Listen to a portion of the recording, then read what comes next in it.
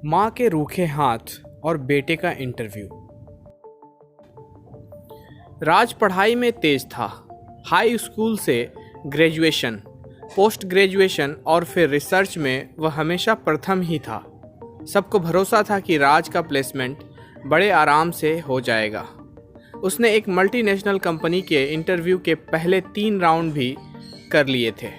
आखिरी राउंड में कंपनी के डायरेक्टर खुद साक्षात्कार ले रहे थे। डायरेक्टर ने पूछा, क्या आपको कभी कोई छात्रवृत्ति मिली है? राज ने कहा, अब तक तो नहीं। डायरेक्टर फिर सवाल किया, स्कूल की फीस कैसे जमा की? क्या आपके पिता घर का खर्च संभालते थे? तो राज ने कहा, मैं 1 साल का था तभी मेरे पिता का देहांत हो गया था, जिसके बाद घर का खर्च मेरी माँ पर निर्भर था। डायरेक्टर ने पूछा, क्या करती हैं आपकी माँ?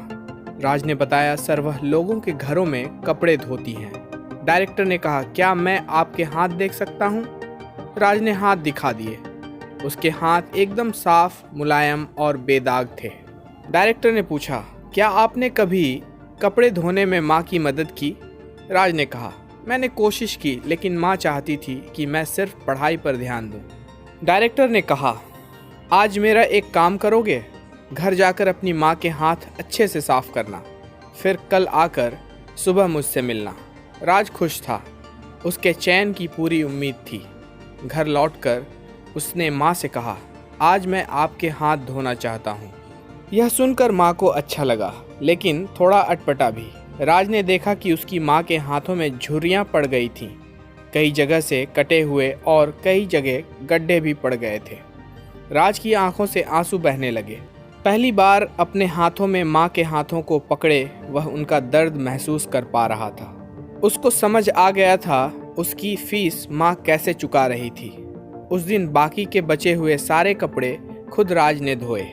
रात में काफ़ी देर तक राज और उसकी माँ बातें करते रहे। अगले दिन जब राज डायरेक्टर के पास पहुंचा तो डायरेक्टर उसकी सूजी हुई आंखों को देखकर पूरी कहानी समझ गया और उसने राज से पूछा कि कल के अनुभव से आपने क्या सीखा। राज ने कहा, मुझे इस बात का एहसास हुआ कि मैं आज जो भी हूँ अपनी माँ की वजह से हूँ और मुझे पहली बार परिवार की अहमियत समझ में आई। डायरेक्टर बोले, मुझे ऐसा ही व्यक्ति चाहिए था जो रिश्तों के मूल्यों को पैसे से बढ़कर माने। हमारी कंपनी में तुम्हारा स्वागत है। दोस्तों, उम्मीद करते हैं ये कहानी आपको पसंद आई होगी। कहानी को लाइक करें, शेयर करें और इसी तरह की रोचक कहानियों को सुनने के लिए इस चैनल को सब्सक्राइब करें। धन्यवाद।